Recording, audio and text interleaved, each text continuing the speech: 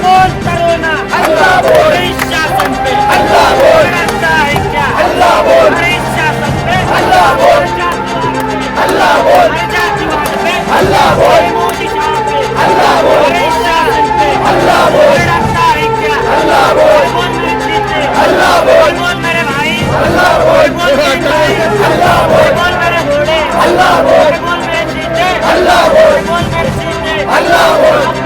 बाबा साहेब अम्बेडकर। मैं हूं आफाक अहमद और आप देख रहे हैं न्यूज़ एनएसओ इंडिया। आज़ाद मैदान में जिस तरह से एक महामोर्चा लिया गया है उपवर्गीकरण के खिलाफ, लगता है अब सरकार में डर महसूस होने लगेगा। हमारे साथ उपवर्गीकरण के जो विरोधक है वो मौजूद हैं।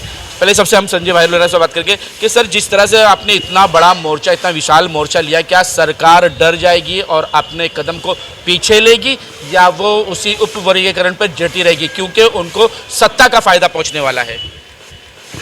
एनएसओ इंडिया का मैं धन्यवाद अदा करता हूं कि इस बरसात में भी अपनी न्यूज़ लेने के लिए यहाँ पर आए हैं। आज हम आए हैं आज़ाद मैदान के यहाँ पर, वहाँ पर प्रस्तावित महाराष्ट्र के प्रस्तावित आरक्षण का जो उपवर्गीकरण करने हेतु जो महाराष्ट्र सरकार ज़बरदस्ती कर रही है, सुप्रीम कोर्ट ने ऐसा कोई निर्णय दिया नहीं है कि इसको लागू करो, लेकिन सुप्रीम कोर्ट के आदेश को गलत तरीके से इंटरप्रेट करके ये महाराष्ट्र में उसको लागू करने की कोशिश कर रही है। जो उन्होंने एकल समिति न्यायाधीश की अनंत बदर इनकी निर्माण की थी, उस बदर समिति का रिपोर्ट सरकार ने, मुख्यमंत्री ने लिया गया है, उसको सार्वजनिक नहीं किया गया है। और जो 13% आरक्षण परम पूज्य डॉक्टर बाबा साहब अम्बेडकर ने 1935 से लेके आज 1926 तक वो आरक्षण बाधित था, उसमें झगड़ा जाति में 59 जाति में झगड़ा लगाने का काम ये आरएसएस प्रणीत सरकार देवेंद्र फडणवीस कर रही है। और हमने इस बारे में पहले ही सरकार से उनको निवेदन दिया था कि इस तरह का उपवर्गीकरण नहीं करना चाहिए, लेकिन सरकार ने डॉक्टर बाबा साहब अम्बेडकर जयंती में 14 अप्रैल थी, मार्च महीने में उन्होंने सूचना और हरकती निकाला था। वो सूचना और हरकती में लोग अंबेडकर जयंती में और महात्मा फुले जयंती में बिजी थे। इसके लिए जिन लोगों को इस सीरियसनेस के बारे में मालूम था, उन्होंने 10,000 सूचना हरकती सरकार को दी। लेकिन समाज कल्याण डिपार्टमेंट के जो मंत्री है संजय शिरसाट, उनको पता चला कि 10,000 लोगों ने सूचना हरकत दिया है, लेकिन इसमें सुनावनी करना ज़रूरी है और उसमें टाइम बढ़ा के लेना ज़रूरी है। तो 1 महीने का टाइम दिया। 1 महीने के टाइम में 85,000 सूचना और हरकत आया, उसमें से 75,000 उनमें विरोध था। तभी भी कुछ आरएसएस के लोगों को मैं शब्द वापस रिपीट करता हूँ, ये लोगों को आगे करके उनको आमदार बना के विधान परिषद पे भेज के या उनको चुनाव में फ़ायदा पहुँचा के वो विधानसभा के पटल पे लाया गया वो विषय को, और ज़बरदस्ती महाराष्ट्र में ये उपवर्गीकरण का घाट इन्होंने घाला है।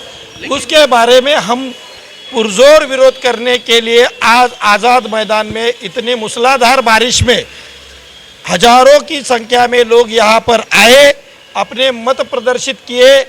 आरोप तो वही लगा रहे हैं ना, आप ही के 59 समाज के ही लोग, मातंग समाज ही आरोप लगा रहे हैं कि उनके साथ अन्याय हो रहा है, उनको पूरी तरह से आरक्षण नहीं मिल रहा है।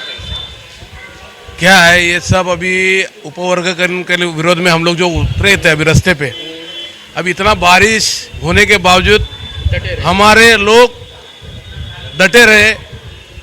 तूफान बारिश था और तूफान गर्दी भी थी। ये क्यों थी? ये भारत का संविधान है। ये लोग जो है आरएसएस के, इनका एजेंडा बना हुआ है। ये जो देवेंद्र फडणवीस मुख्यमंत्री जो आरएसएस ने बनाया है, उनको यही करने के लिए तोड़ो फोड़ो राजकारण, हिंदू मुस्लिम हो गया, मराठा ओबीसी हो गया, अभी बौद्ध चमार एससी में और मातंग समाज में फूट पाड़ने का काम चालू है। ये कुछ लोग जो है वो संभाजी भिड़े जो है ना पुणे के, उनके नाल में लग के जो पुणे के हमारे कुछ मातंग समाज के लोग हैं, उनको हाथ में लेके ये देवेंद्र फडणवीस ने कुछ मातंग समाज के लोगों को आमदार बनाया, सत्ताधारी बनाया, पैसा दिलाया। ऐसे लोगों को वापर के ये उपवर्गीकरण के इसमें नाद में लगा के उन लोग को उनके माध्यम से खेल खेल रहा है। कि चर्मकार समाज हो, ककैया समाज हो, अभी का प्रस्तावित महार या बौद्ध समाज हो, उनको इस सूची से अलग नहीं करना चाहिए। यदि उनको अपनी प्रगति करना है तो बाबा साहब ने जो मूल मंत्र दिया है, एजुकेशन और ऑर्गेनाइज, मराठी में बोलते हैं शिका, संगठित और संघर्ष करा। 59 जाति में से सबसे ज़्यादा लोक संख्या वाली जमात महार बौद्ध समाज है। उन्होंने बाबा साहब का मूल मंत्र अपनाया और हमारे समाज के बहुत सारे लोग पढ़े लिखे और IAS IPS जजेस बने। लेकिन मातंग समाज का जो आरोप है, हम में से कोई IAS बना नहीं, IPS बना नहीं, तो उसको मैं कहना चाहता हूँ, जो बार्टी था वो 59 जाति का समूह का बार्टी था। उन्होंने 84 में RT बनाया, हम लोगों ने विरोध नहीं किया। 2008 के जनगणना के अनुसार इन्होंने अन्ना भाऊ साठे वस्ताद लहूजी साळवे आयोग बनाया, हमने विरोध नहीं किया। लेकिन हमारे जाति में ये फोड़ करने का काम ये प्रस्तावित सरकार कर रही है। इसके लिए हम रास्ते पे उतरे हैं। हम उपवर्गीकरण रद्द की मांग करते हैं। कोई भी अहवाल सार्वजनिक किए बगैर सरकार इस तरह से जुल्म ज़बरदस्ती से हमको भाई भाई में लड़वाना चाहती है, उसका हम पुरजोर निषेध करते हैं। और आने वाले समय में कल आपने देखा बहुत सारे मागासवर्गीय 29 में से 27 आमदार, मैं 2 आमदारों का नाम नहीं लेना चाहता हूँ कि जो समर्थन में है, लेकिन 27 आमदारों ने सभापति को, CM को निवेदन दिया है और हमारी बात रखने का उन्होंने प्रस्ताव रखा है, आरक्षण रद्द करने की बात की है। उसी तरह हमारा एक शिष्टमंडल, यहाँ के कैबिनेट मिनिस्टर संजय सिरसाट साहब को मिलके हमारी भूमिका उनको बताई गई है। Chief secretary law and judicial के जो IAS ऑफिसर है और समाज कल्याण के जो प्रशासकीय अधिकारी IAS ऑफिसर हर्षदीप कांबळे, इनकी भी हमारी एक मीटिंग हुई थी। अम्बेडकरवादी जो है वो शिक्षा लेता है, उसके बाद वो किसी न किसी पद पर आता है, कभी मंत्री पद पर आता है तो किसी और पद पर आता है। तो क्या ये इस तरह की फूट डालकर रोकना चाहते हैं कि इनका कोई भी आदमी जो है वो अब सत्ता में ना बैठ सके? वो 2 जाति में संघर्ष करने सोचता है और उसमें झगड़ा लगाने का काम ये RSS वाले कर रहे हैं। तो इसके लिए रोकने के लिए सब ये समाज है, 59 जाति वाले लोग सब इकट्ठा होके उसको जबरदस्ती विरोध करेंगे और करते ही रहेंगे एंड तक। रोक पाएंगे आप? 100% इसको ये सरकार कभी पीछे कदम नहीं हटाती?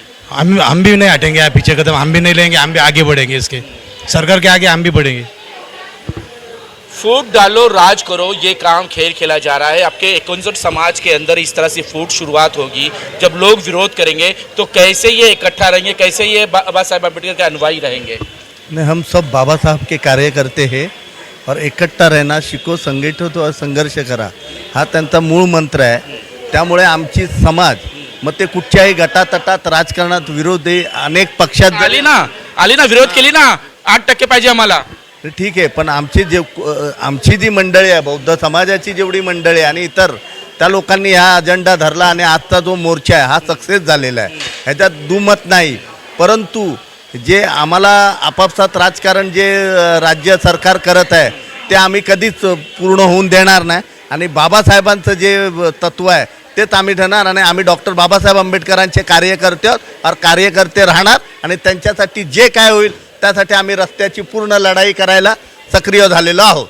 लेकिन सरकार तो ये कह रही है ना कि आपके जो 59 समाज है उनमें बराबर एक तरह से किसी को आरक्षण नहीं मिल पा रहा है, इसलिए हम उपवर्गीकरण लाए हैं ताकि सभी को समान आरक्षण मिल सके, हर कोई आगे बढ़ सके, हर एक की प्रगति हो सके। ये उपवर्गीकरण लाने के लिए एक ही मकसद है सरकार का। आज भारत देश में नीट के एग्ज़ाम के पेपर फूटे हुए हैं, उस पर लक्ष्य विचलित करना है। राज्य सरकार के जो भ्रष्टाचार चल रहा है उससे विचलित करना है। और जिस तरह से महाराष्ट्र में ये फोड़ो और तोड़ो, पैसा दो के राजनीति चल रही है, उस सारे घपले को इनको नज़रअंदाज करना है। इसके लिए जो छोटियाँ जाति है उनको लड़वाने का काम सरकार कर रही है। हम कभी भी नहीं चाहते हैं कि ये 13% आरक्षण में इनमें आप पढ़ो लिखो, यदि आप पढ़ोगे नहीं आप लोग स्कूल जाओगे नहीं। इनके आमदार पोतराज की भेष में जाके मंत्रालय में जाते हैं। डॉक्टर बाबा साहब आम्बेडकर सूट बूट में क्यों थे? क्योंकि उनका समाज उनका अनुकरण करे, सूट बूट में रहे। यदि रामदास स्वामी के जैसा यदि वो घूमते थे तो लोग उनका वैसा अनुकरण करते थे। हम बाबा साहब के अनुयायी है, हम सूट बूट में रहते हैं, उनका अनुकरण करते हैं। उन्होंने हमको जो मूल मंत्र दिया, शिखा, संगठित हुआ, संघर्ष करा, हम लोग तथागत भगवान बुद्ध के अनुयायी है। लेकिन यहाँ पर 59 जाति के जो चर्मकार समाज है वो लोग भी आए थे, ढोर समाज के आए थे, ककैया समाज के, उसी तरह 12 बलूतेदार और कुछ हमारे मातंग भाई जो बाबा साहब के अनुग्रही है वो लोग भी यहाँ पर आए थे। हम इस मोर्चा के माध्यम से उनका शुक्रिया अदा करता हूँ। वो जो 27 आमदार है जिन्होंने इसका विरोध किया, मैं उनका शुक्रिया अदा करता हूँ। और जो सरकार इस जुल्म ज़बरदस्ती का ये उपवर्गीकरण लाद रहे हैं उसका हम धिक्कार और निषेध करते हैं। जय भीम। ये समाज भी आपका है, वो आपके ही भाई हैं, तो उनमें आपस में बैठकर बात क्यों नहीं जाती? क्यों इतना बड़ा मोर्चा लिया जा रहा? आपस में समाज में बैठ के बात कर ली जाए, मामला खत्म हो जाएगा। भाई ये देश में आरएसएस ने, ये ब्राह्मण नीति ने हजारों सालों से तोड़ोड़ फोड़ों का राजकारण आज अंग्रेजों के जमाने से चालू किया है। ये हमारे लोगों को तोड़ फोड़ के कर रहे ना भाई। ये हम मूल निवासी लोग हैं, अपन सब लोग मूल निवासी है। मेरे यहाँ का मुसलमान भी रहेगा, वो मूल निवासी है ना भाई। इसमें तोड़ो फोड़ो का राजकारण, ये तो बाहर के हैं, ये विदेशी ब्राह्मण लोग हैं, तो ये भारत का भला कैसे चाहेंगे उन लोग? उनको ये देवेंद्र फडणवीस आरएसएस का एजेंडा पूरा, उनका जो एजेंडा है वो पूरा करेगा। ये भारत देश की पूरी वाट लगाएगा और फिर उसको वही कारण के लिए मुख्यमंत्री बनाया गया। वही आरएसएस वाले उसको अगर भारत देश की पूरी वाट लगाने के बाद उसको प्राइम मिनिस्टर बनाएंगे, ये मेरा कहना है। जिस तरह से मातंग समाज कह रही कि हमारे साथ अन्याय हुआ है, हमें पूरी तरह से आरक्षण नहीं मिल रहा है, हमारे लोग पढ़ नहीं पा रहे, सीख नहीं पा रहे, तो आप पूरा समाज एक साथ बैठकर उनको शिक्षा के लिए क्यों नहीं आगे बढ़ाता? कोई केंद्र क्यों नहीं शुरू करता कि उनकी परेशानियों को दूर किया जाए? ऐसा है, उनके लिए अन्नाभाऊ साठे महामंडल बनाया था, उनके लिए अलग से आयोग बनाया गया था। हम सरकार से ये मांग करते हैं कि इस समाज की उन्नति के लिए इनको 50,000 करोड़ का पैकेज दिया जाए, लेकिन हमारे छोटे भाई से हमको दूर ना किया जाए। हम ये चाहते हैं, सरकार की मंशा यही है कि फोड़ो और राज करो। हम ये फोड़ा फोड़ी के राजकारण में से नहीं जाने देंगे। यदि आज देखिए इतने बरसात में बहुत सारे लोग, महिलाएं आए हैं, यंग यूथ आया है, ये तो झांकी है, अभी आगे की लड़ाई बाकी है, ऐसा मैं आपको कहना चाहता हूँ। जब ये कह रहे हैं कि सारे समाज को हम समान आरक्षण देंगे, तो आप इंतज़ार क्यों नहीं कर लेते? इंतज़ार करके देखो कि सारे समाज को ये कितना आरक्षण दे रहे हैं। अगर आपके समझ में नहीं आता तो आप विरोध कर सकते हैं, उससे पहले विरोध क्यों? अरे भाई मेरे, एससी समाज में आते हैं ना, मातंग समाज हमारे, तो एससी समाज को बाबा साहब ने 13% आरक्षण दिया हुआ है ना भाई। अगर 13% एससी को दिया है तो उनको भी उतना ही है ना। ऐसा थोड़ी लिया है कि बौद्ध समाज को 8% है, चमार समाज को 5% है, बाकी वर्गों को 3% है, ऐसा तो नहीं दिया है। तो पढ़ो, अभी आप मेरे को बताओ, पढ़ा है ना उनका समाज, IAS IPS आमदार बने हैं, बने कि नहीं? गरीबी हटाओ, है कि नहीं? अगर इसका जो एससी का फायदा उन लोगों ने उठाया ना, उन्होंने एससी का फायदा उठाया, उनके आमदार क्या कहते बोलते हैं? अधिवेशन में क्या करते हैं उन लोग? वो पोतराज का कपड़ा पहन के जाते हैं, चाबुक लेके। यानी तुम शिक्षित हो ना, पढ़े लिखे हो ना, मातंग समाज के नेता हो, आमदार हो, तो तुमने समाज को प्रबोधन करना चाहिए ना, अच्छा कि भाई देखो मैं आमदार बना हूँ, आप भी पढ़ो लिखो, अच्छा पढ़ा लिखो, IAS बनो, IPS बनो, आमदार बनो, खासदार बनो, हाँ नगर सेवक बनो, सत्ता में आ जाओ। तो उन्होंने वो प्रबोधन करना चाहिए कि चाबुक लेके अधिवेशन में घूमना चाहिए पोतराज का कपड़ा पहन के। तो गलती किसका है? उनके जो पढ़े लिखे लोग हैं वही अपने समाज को सुधार नहीं पा रहे, उनको पढ़ाई के उधर रास्ता नहीं दिखा रहे।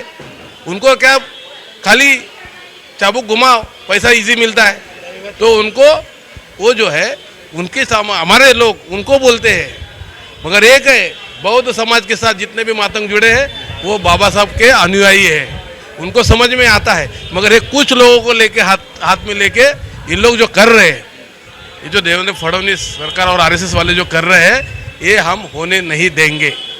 हम संविधान को लेके चलेंगे, बाबा साहब के विचारों को लेके चलेंगे। आखिरी सवाल, क्या होगा अगर ये उपवर्गीकरण शुरू हो जाता है, सरकार इस पर अटल हो जाती है, तो आगे क्या कदम होगा? सरकार के एक मंशा है कि आरएसएस को 100 साल पूरे हो रहे हैं और उनको हिंदुत्व का एजेंडा ये राष्ट्र को घोषित करना है। इसके लिए वो जाति जाति में तेढ़ निर्माण करवा रहे हैं। उन्होंने ओबीसी और मराठा में झगड़ा लगाया, उन्होंने हिंदू मुस्लिम झगड़ा लगाया, अब उन्होंने मातंग और 58 जातियों में झगड़ा लगाया है। मैं आपके चैनल के माध्यम से अपील करता हूँ मातंग भाइयों को, बहुत सारे लोग बुद्धत्ववादी है, अम्बेडकरवादी है, वो अच्छे विचार रखते हैं। आप आपकी दिशा बदलिए, पढ़िए लिखिए और रेस में आइए। ये गरीबी हटाओ का प्रोग्राम नहीं है, प्रतिनिधित्व है, एक मौका है। इस मौके को हाथ से मत जाने दीजिए। यदि ये मौका चला गया तो फिर से बाबा साहब आएंगे और आपको सहूलत मिलेगी, ये भूल जाना। बाबा साहब का ये जो बाबा साहब ने बोला है, मैं कार्रवाई यहाँ तक लाया हूँ समते का, स्वतंत्रता का, न्याय का, ये आगे नहीं ले जा सकते तो कृपया पीछे भी मत लेके जाइए। जैसा थे वैसा आने वाले पीढ़ी के लिए यदि हम नहीं करेंगे उपवर्गीकरण का विरोध, तो आने वाले हमारी पीढ़ी पूछेंगी कि तुम लोगों के सामने ये उपवर्गीकरण हो रहा था तब आप क्या कर रहे थे। इसलिए इस बरसात में आज बहुत सारे लोग आए, अपना विरोध प्रकट किया और सरकार इसमें ज़बरदस्ती करती है तो आग में हाथ डालने का काम कर रही है। आपके चैनल से मैं बोलता हूँ, ये सिर्फ अंगड़ाई है, फिर बाद में देखिए किस तरह से सरकार को ये भीम टोला मिल जाएगा और कायदे से मिलेगा।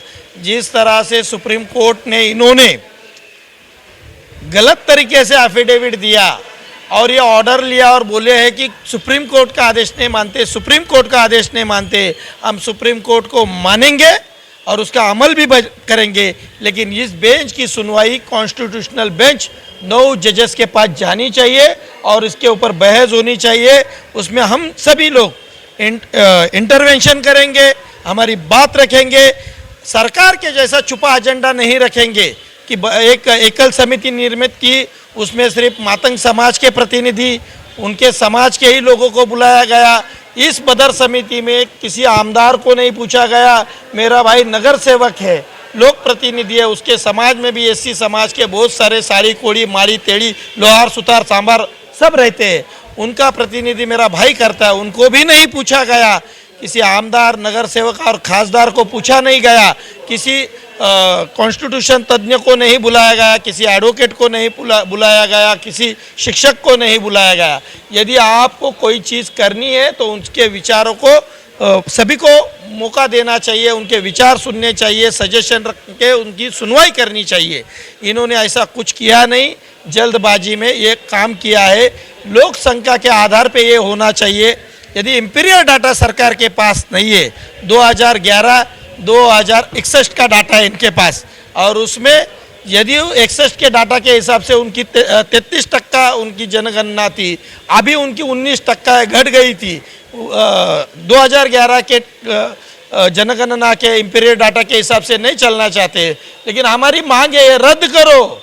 यदि हमारी इतनी ख्याल रखती है सरकार, तो 2027 में जो जाति न्याय जनगणना होने वाली है, जो इंपीरियल डाटा तैयार होने वाला है, वो डाटा तैयार होने दो।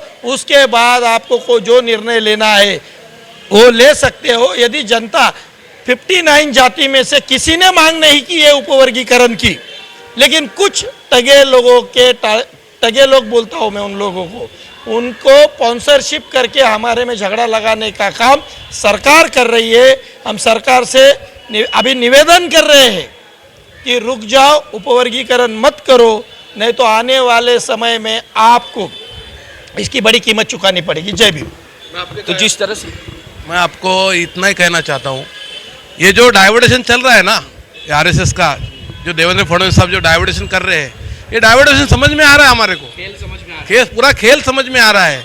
मगर मैं इतना ही कहना चाहता हूँ आपके चैनल के माध्यम से, मैं आपका धन्यवाद दूंगा आपके चैनल को, कि जो लोग जो पार्टी छोड़ के जो बीजेपी शिंदे गुट में जो जा रहे हैं, ठीक है ना, अभी 6 खासदार गए, खासदार राज्यसभा में उनको मेजोरिटी करना है कुछ निर्णय लेने के लिए, गलत।